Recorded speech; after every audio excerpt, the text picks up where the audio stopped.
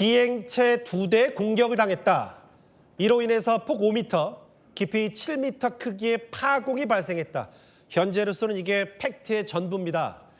그런데 기관실을 노린 의도적 혹은 고의적 타격 가능성도 배제할 수는 없겠죠. 제 옆에 이란 전문가 박현도 교수 나와 있습니다. 어서 오십시오. 네, 안녕하십니까. 이 뉴스 쭉 따라오셨잖아요. 네. 이란이 한 게 맞겠죠? 저는 처음부터 이란이 했을 거라고 봤습니다. 다른 쪽도 가능성이 있지만 물론 이제 음모론으로 우리의 호르무즈 해협 파병을 촉구하기 위한 하나의 일테면 위장 작전이라는 음모설도 있긴 했지만 예.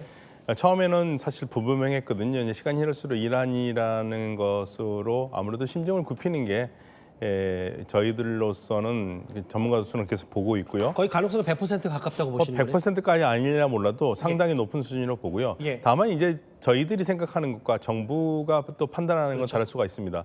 정부는 또 신중해야 되니까요. 그렇죠. 예, 그런 면에서는 정부가 굉장히 신중하고 있는 것 같습니다. 그 그래픽을 알아볼게요. 저거 이제 저희가 재구성한 AI로 재구성한 영상이고 저희가 단독으로 취재한 내용 중에 이런 내용이 있어요. 그러니까 정부 관계자 말에 따르면 이게 나무호의 선장은 4월 30일부터 사고 장소에 정박했고 규정 위반은 없었다.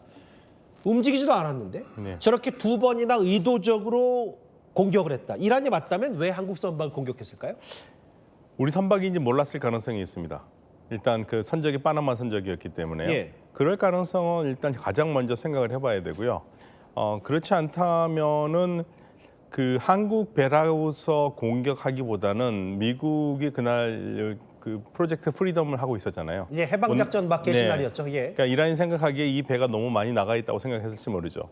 다만 지금 선장이 계속 정박해 있다고 그랬잖아요. 예. 그러니까 정박해 있다면은 사실은 공격 받을 이유가 없죠. 예. 공격 나가고 있지 않다면요. 근데 예. 오늘 제가 그 이스라엘 쪽에서 나온 동영상은 우리 나무인지는 잘 모르겠는데 그 공격을 봐서 불이 나는 상황이었는데 이스라엘이 뭐 어떤 특정 영상을 공개했습니까? 네, 나무호처럼 보이는 건데 근데 예. 그거는 이제 배가 좀 움직이고 있더라고요. 그래서 이게 나무호는 그러면 나무호는 아닌 것 같습니다. 예. 네. 좀 더 확인이 필요해서 저희는 아예 영상을 준비하지는 않았습니다. 네, 네. 여전히 그 확인되지 않은 하지만 나무로 추정될 수도 있는 여러 영상들이 사실 네, 중동 네, 쪽에서 그렇죠. 나오고 있기 때문에 너무 많이 오고 있습니다. 아무래도 한국을 특정했다기보다 이란이 쐈다고 하더라도 네, 네. 그때 프로젝트 프리덤 개신 날이었고 네, 그러면 불특정 다수에 대한 압박을 시작하는 날에 공교롭게도 우리 선박이 맞을 수도 있다 이 말씀하시는 그렇죠, 거네요. 그렇죠. 근데 이란이 만약 네. 이란이 쐈다는 전제로 뭘 쐈는지가 그들의 무력 수위의 정도를 알 수 있으니까 네.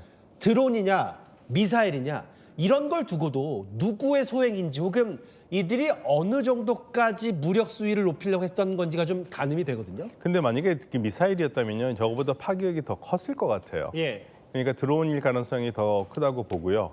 만약에 미사일이면 정말 배가 자초될 가능성도 굉장히 크기 때문에 예. 저 정도로 타격을 좀 약하게 주면서 못 나가게 하는 정도까지 한 게 아닌가라고 봅니다. 근데 이제 이란 전문가시니까 이제 화면을 아까 그래픽 나갔던 걸 다시 한번 볼게요. 그 미상의 비행체 중에서 여러 가지 가능성, 말씀하셨던 대함 순항 미사일을 의혹 제기하는 분들도 있지만 실제로 자폭 드론 가능성도 더 대체 시각이 많아서 네네.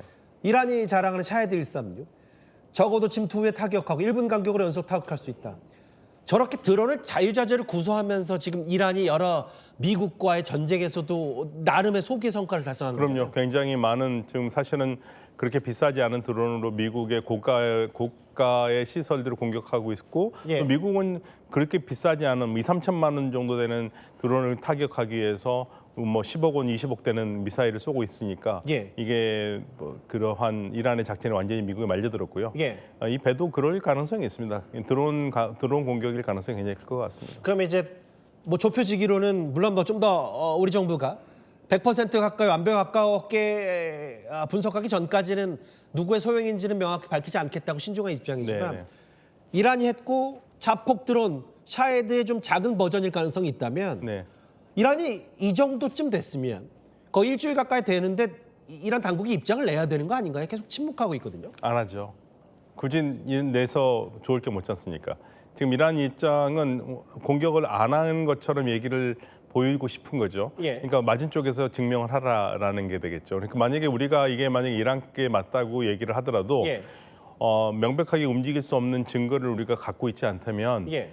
이란 쪽에서 아마 그거를 이란이 했다고 얘기할 가능성이 별로 없습니다. 근데 침묵과 네. 사실 지금 뭐 본인들이 인정 안 하는 것과 네. 지난주까지만 하더라도 국회 그 외통위원장인 김석기 의원이 이란에게 물어봤는데 이란이 안 했다고 했잖아요. 네. 부정과 침묵은 다른 거잖아요. 그럼 왜 지난주에는 왜 아예 안 했다고 했을까요?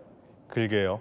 우리에게 좀 민망해서 그럴 가능성이 있습니다. 근데 또 그 처음에는 언론 보도에서는 혁명수비대 쪽으로 얘기를 나오면서 군 관계자 얘기로는 자기네들이 이란 한국 배를 쐈다는 얘기까지는 했거든요. 뭐 관영 매체 뭐 이란 네. 그 프레스에서는 엇갈리죠. 예, 엇갈리죠. 뭐 본인들이 논평이라고 얘기를 하긴 했지만 네. 실제로 일부 인정하는 얘기도 하긴 했었어요. 네, 이게 근데 사실 이란으로서도 지금 당황스러울 겁니다. 왜냐하면 한국과 관계를 좋게 갖고 가고 싶은데 예. 지금 이게 한국 배인 줄을 몰랐을 가능성이 저는 그래서 크다고 보는데 예. 해놓고 보니까 이제 한국 배니까 이걸 지금 어떻게 수습하느냐 그 문제가 있겠죠. 예. 그래서 지금 사실 이란도 그렇고 우리도 그렇고 이 문제가 더 크게 그 발전하지 않기를 바라는 그러한 심정이라고 저는 봅니다. 이란 전문가시니까 이런 건 어떻습니까? 그러니까 지난번에 얘기했던 이런 국영 매체 얘기는 한국 선박을 표적으로 삼았다라는 게 진짜 실체적 진실일 가능성이 크고 네. 그게 이란 외교부와 혁명수비대가 아예 두 가지로 갈라져서 혁명수비대가 그렇게 했지만 이란 외교부 인정하지 않고 이게 일종의 전략이나 아니면 혁명수비대가 그만큼 이란 당국의 손학이 없는 거 아니냐 이런 해석도 가능한 거 아니에요? 그러니까 이란은 군인들은요 군인 정신으로 하기 때문에 자신들이 공격을 했다고 얘기를 할 수는 있어요. 예. 그러나 이게 정부로서는 곤혹스러운 거죠. 그러니까 조율이 안 되는 말이 나오는 거죠. 외교부로서는 최대한 막고 싶은데 외교부가 할 수 있는 건 한계가 있습니다. 외교부는 최대한 외국과의 관계를 부드럽게 해야 되고 한국과의 관계는 그 어느 때보다도 중요하게 봐야 되거든요. 그러니까 혁명수비대가 독단적으로 윗선과 상관없이 그랬을 가능성도 있다고 보시는 네, 거죠? 그 지역사령관에서 지역 쪽에서는 그랬을 가능성도 있죠. 강경파들로서는 예. 우리가 뭐 굳이 그런 거 신경 쓰느냐. 그러니까 이란 내에서도 다양한 목소리가 있으니까 그런 목소리가 나왔을 가능성이 있습니다. 돌발적인 발언들이죠. 근데 이제 제일 중요한 건 이런 것 같아요. 결국 지금 뭐 미국 이란 전쟁 종전까지도 멀었고 네, 미국 트럼프 대통령이 시진핑 주석 만나고 난 뒤에도 뭐 이렇다 할 돌파구가 없으니까 이렇게 이란인 입장에서는 우리나라든 누구든 상대가 강하게 반박할 수 없을 정도의 저강도 도발과 무력 시위로 호르무즈 해상권에 대한 권리와 권한을 계속 이어가려는 심산 아니냐 어떻게 보십니까? 그렇죠. 호르무즈 해협은 전쟁을 종전될 때까지 절대 놓을 수 없는 이란의 중요한 카드입니다. 예. 이건 절대 안 놓습니다. 그리고 호르무즈 해협도 단계적으로 개방을 하게 될 겁니다. 예를 들면 개방을 하더라도요. 예. 이 미국이 동결 자금을 해제하는 수준이라든지 미국이 호르무즈의 역봉쇄를 푸는 수준이라든지 거기에 맞춰서 가기 때문에 예. 순간적으로 한꺼번에 호르무즈 해협을 푸는 걸 기대하는 것은 그건 꿈 같은 소리입니다. 앞으로 저런 저강도 물론 이건 뭐 강도를 고저로 나눌 수는 없겠지만 저 정도 무력 시위는 충분히 충분히 지속될 수 가능합니다. 있다. 네, 이건 놓지 않을 카드이기 때문에 지금 현재로서 이란은 가장 좋은 카드입니다. 호르무즈가. 왜냐하면 호르무즈 때문에 세계 경제가 흔들거리잖아요. 예. 그러니까 이란이 주는 메시지는 강력합니다. 미국 우리 견딜 수 있다. 미국 너희들이 우리보다 더 많이 견딜 수 있겠느냐. 우리가 더 많이 견딜 수 있다. 그러면서 경제가 흔들어지니까 지금 미국도 지금 굉장히 고심스러운 거거든요. 예. 호르무즈 해협은 풀긴 풀어야 되는데 예. 이란이 원하는 카드는 내기는 어렵고 이란이 또 거기 미국이 내는 카드에 서 맞춰서 장단도 쳐주지도 않고 지금 계속적으로 둘이 나와서 주고받는 메시지들이 하나도 달라진 거 없이 예전과 똑같습니다. 그러니까 제 3의 나라에 우리 같은 선박도 어떻게 하다가 도발을 할 수도 있는 거고 이런 말씀하시는 거죠. 그럼요. 예, 그렇기 때문에 이 호르무즈 해협을 장악권을 이란이 우리가 가지고 있다는 걸 계속 보여줄 겁니다. 알겠습니다. 이란 전문가 박현도 교수와 함께 이란이 했다면 왜 그랬는지에 대한 내부 앞으로 호르무즈 장악력에 대한 얘기까지 만나봤습니다. 고맙습니다. 네.